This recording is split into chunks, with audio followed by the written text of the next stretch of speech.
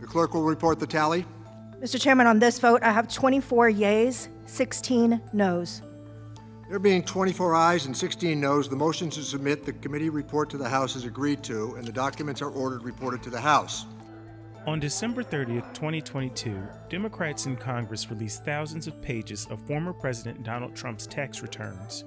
The release of these documents marks the end of a years-long legal fight as Trump fought to keep these returns private. But what happens now that they're public? These tax returns are the first time the public is getting a chance to see what exactly Donald Trump paid and what exactly Donald Trump claimed he made in terms of income. Donald Trump, for years, has used LLCs and other sort of corporate holdings in order to shield what he owns from being taxed. And these tax returns are giving a glimpse as to how exactly he does this. The documents include individual returns from 2015 to 2020, showing how Trump used the tax code to lower his tax obligation. They show how Trump limited his tax liability by offsetting his income against business expenses, corporate losses, and other deductions. He's been doing this sort of thing for decades. In fact, a lot of people who are vastly wealthy, they don't exactly own things in their own name. What they do is they have sort of a corporate or limited liability company that owns the asset. So therefore, their name may not be directly involved on the ownership papers. But then it creates a question as to what exactly or how exactly do you tax this LLC or this sort of intermediary company when its sole purpose is to sort of own something for one person.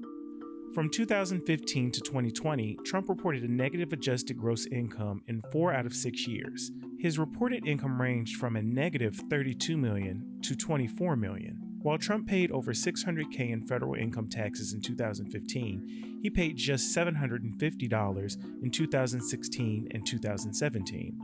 Trump then paid nearly $1 million in 2018, but only about $133,000 in 2019, and nothing in 2020. Trump responded saying the documents were proof of his previous success, but also condemned their release as a dangerous two-way street. Some of the response has been, wow, look at those numbers. And another response has really been, we sort of expected this all along. Donald Trump really hasn't hidden the fact that he views paying as little taxes as possible as a smart business maneuver. And they showed he didn't pay any federal income tax. So that makes me smart.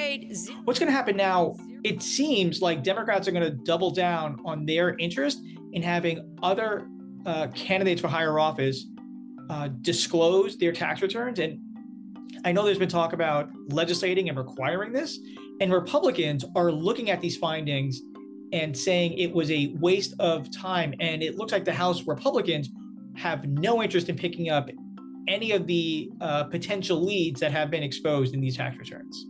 It feels like each side that was motivated to view the tax returns in a particular way, they both are looking at the same thing and running in very different directions. And the public, it's unclear exactly how much the public has an interest in focusing on Donald Trump's taxes versus their own bills, which are on the horizon.